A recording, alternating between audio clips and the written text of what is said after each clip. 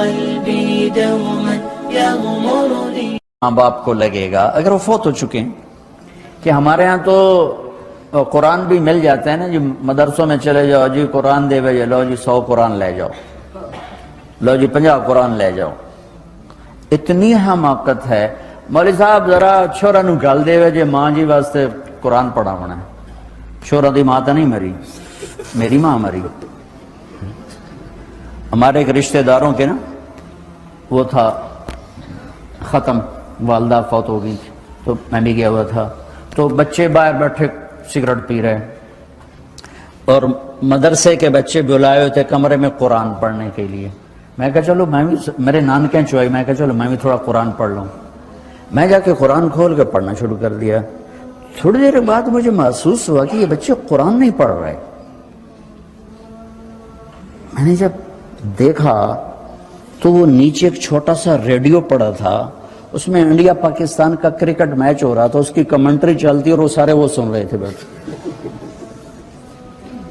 اور جب ان میں سے کوئی آ جاتا تو شروع ہو جاتے ذالک الکتاب لا ریب فیہ ھدی للمتقین الذین یؤمنون بالغیب. جب وہ چلے جاتے کیڑا آؤٹ ہوئے، کتنے سکور ہوئے. 1 گھنٹہ یہ تماشا ہوتا رہا اور میں بیٹھا دیکھتا رہا. 1 گھنٹے بعد جا کر کہنے کہ جی قرآن مک گئے، وہ کمنٹری مک گئی ہے. ہن کی ثواب گیا اما نو؟ کمنٹری دا ثواب گیا، قرآن دا ثواب تا نہیں گیا. کیونکہ اس پاگل نے خود ماں کے لیے پڑھنا تھا، اس نے ماں کے لیے بھی کرائے پہ قرآن لے لے.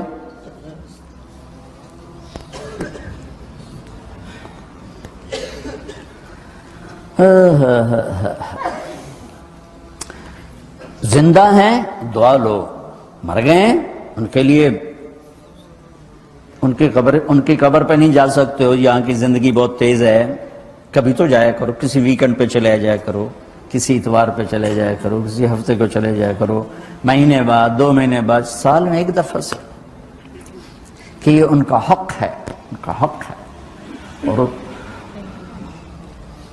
ابن القیم رحمۃ اللہ علیہ نے ایک واقعہ لکھا ہے کہ عبداللہ بن مطرف رحمۃ اللہ علیہ نے خواب دیکھا کہ قبریں پھٹیں اور لوگ نکلے اور کوئی چیز ایسے اٹھا رہے ہیں، ایسے اٹھا رہے ہیں، ایسے اٹھا رہے ہیں. ایک آدمی نکلا اور جا کر ایک درخت سے ٹیک لگا کے بیٹھ گیا. یہ اس کے پاس جا کر کہتے ہیں بھئی آپ کون لوگ ہو؟ وہ کہتے ہیں ہم ایمان والے ہیں. کہ یہ کیا ہو رہا ہے؟ کہ جو رشتہ دار ثواب بھیجتے ہیں یہ وہ اکٹھا کر رہے ہیں. کہ تم کیوں نہیں اکٹھا کر رہے ہو؟ کہ میرا بیٹا حافظ قرآن ہے، 1 قرآن روزانہ ختم کر کے مجھے بھیج دیتا ہے، تو میں نے پرچون دی لوڑ نہیں رہ جاندی، میرا تھوک دا کام. کہ تیرا بیٹا کیا کرتا ہے؟ کہ اس کی مٹھائی کی دکان ہے بازار میں. آنکھ کھل گئی، صبح ہوئی تو پہنچ گئے، بازار کھلا، دیکھا تو ایک نوجوان بیٹھا ہوا اور مٹھائی بیچ رہا اور ہونٹ ہل رہے ہیں. پہلے اس کو نہ چیک کرتے رہے، پھر اس کے پاس آئے، بیٹا تیرا نام کیا ہے؟ وہی نام تھا جو خواب میں سنا. یہ کیا پڑھ رہے ہو؟ کہ جو قرآن پڑھ رہا ہوں. کتنا پڑھتے ہو؟ 1 ختم روزانہ پڑھتے. کیا کرتے ہو؟ کہ والد کو ایصال ثواب کرتا ہوں. کیا اتنی مشقت کیوں اٹھاتے ہو؟ کہ وہ میرے لیے بہت کچھ چھوڑ گیا، میں چاہتا ہوں میں بھی اس کے لیے کچھ حصہ بنتا رہوں. تو یہ والدین کے حقوق میں سے ہے کہ اگر وہ چلے گئے ہیں ان کے لیے ایصال ثواب کرو. ہمارے نا ایک فیملی تھی، 22 سال سے ان کے گھر میں مجرا بھی ہوتا تھا، جوا بھی ہوتا تھا. تو میں نے سلام دعا بڑھائی اور ایسا ایسا اللہ نے فضل فرمایا، سارے توبہ کر گئے. تو کہنے کہ ہمیں حج پہ لے چلو. میں حج پہ لے گیا. یہ 92 کی بات. تو میں مینا میں سویا ہوا تھا تو میں نے ان کے باپ کو میں نے خواب میں دیکھا تاکہ میرے بیٹوں کو کہہ دیں کہ تمہاری نیکیاں مجھے پہنچنا شروع ہو. یہ میں نے دیکھا کہ میرے بچوں کو بتا دیں کہ تمہاری نیکی پیدا کیا ہے. یہ کتنا بڑا اہم سوال ہے. کس نے پیدا کیا ہے؟ کیوں آگے؟ کیوں مر جاتے ہیں؟ مر کے کہاں چلے جاتے ہیں؟ بھاگ دوڑ لگی ہوئی ہے کمائیوں کی، کماتے کماتے کماتے کماتے ایک دم سب چھوڑا اور جا کر قبر میں سو گئے. جیسے میتھمیٹک کا قاعدہ ہے کہ بڑے سے بڑے عدد کو 0 سے ضرب دو تو وہ 0 ہو جاتا ہے. 1 ملین انٹو 0 0 اور 1 بلین انٹو 0 0 اور 1 ٹریلین انٹو 0 0. تو بھائیو، جو کچھ آپ بناؤ گے یا میں بناؤں گا، جو کچھ آپ کماؤ گے یا میں کماؤں گا،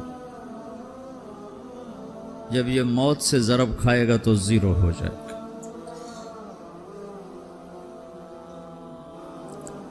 عزت، شہرت، دولت، بلندی انٹو موت 0. گمنامی، فقر، ذلت، پستی موت سے ضرب 0. حکومت، وزارت، صدارت موت سے ضرب لگی 0. جھونپڑا، بیماری، غربت ضرب موت 0. میں مکہ میں تھا جب ملک فہد مرحوم فوت ہوئے. ملک فہد کی بڑی خدمت ہے مسجد نبوی اور حرم کے لیے. تو عصر کے بعد جنازہ تھا غائبانہ، تو وہاں اعلان ہوتا ہے الصلاۃ علی المیت. جب وہ جنازہ ہوتا ہے تو کہتے ہیں بھائی میت کی نماز کے لیے سب تیار ہو جاؤ. تو میرے ذہن میں تھا کہ آج ان کا بادشاہ مرا ہے، اس کو کیا کہیں گے. تو عصر کے بعد میں کان کھڑے کر کے بیٹھا ہوا تھا کہ اب یہ کیا اعلان ہوگا. اور ہر نماز کے بعد تو ہم اعلان سنتے ہیں الصلاۃ علی المیت، مردہ کی نماز پڑھو. میں آج ملک فہد کا جنازہ ہونے لگا ہے تو کچھ تو لمبے چوڑے ساتھ ملائیں گے آگے پیچھے. تو بڑی حسرت ہوئی جب کانوں میں یہ آواز سنی الصلاۃ علی المیت، میت کی نماز. مرتے ہی سارے ٹائٹل اڑ جاتے، وہ ملک ہو، وزیر ہو، مولانا ہو، پروفیسر ہو، ڈاکٹر ہو، انجینئر ہو، لائر ہو، وہ بزنس مین ہو، وہ سائنسدان ہو، لیکن جب موت کے ساتھ ضرب لگتی ہے تو 0 ہو جاتا. اسی وقت سارے ٹائٹل 0 ہو جاتے. اور گھر والے کہتے ہیں ڈیڈ باڈی اٹھاؤ، ڈیڈ باڈی اٹھاؤ. کوئی نہیں کہتا ابا کو اٹھاؤ، کوئی نہیں کہتا اماں کو اٹھاؤ، کوئی نہیں کہتا بھائی کو اٹھاؤ. میت اٹھاؤ بھائی، میت اٹھاؤ بھائی، ڈیڈ باڈی اٹھاؤ بھائی. ساری زندگی کی محنت اگر یوں ہی ختم ہونی ہے تو اس زندگی کا فائدہ کیا ہے؟ اس کمانے کا فائدہ کیا ہے؟ اس بنانے کا فائدہ کیا ہے؟ بنا بنا تھک گئے، کما کما تھک گئے، اور پھر مر کے جا کے اتنی سی جگہ میں جا کے سو گئے. اتنا بڑا گھر بنایا اور آخر میں جا کے اتنی سی جگہ میں جا کے سو گئے. مٹی کی چادر اوڑھی اور مٹی میں مٹی ہو کر قبر کا نشان بھی ختم ہو گیا. سب سے بڑا دنیا کا فتح کرنے والا چنگیز خان گزرا ہے، اس کی قبر کا نشان آج تک معلوم نہیں کہاں ہے. تو اب یہ میں نے سوال اٹھایا ہے کہ ہمیں کس نے بنایا؟ حجاج بن یوسف کو عمر بن عبدالعزیز نے دیکھا جہنم میں، آنتیں پھٹی ہوئی ہیں، پیٹ پھٹا ہوا، آنتیں نکلی ہوئی ہیں، اور ایسے گدھے کی طرح چکر کاٹ رہا ہے. تو پوچھا کیا حال ہے؟ کہا بس ایمان کی آس پہ پڑا ہوں کہ کبھی تو اللہ جنت میں ڈال دے گا. اگر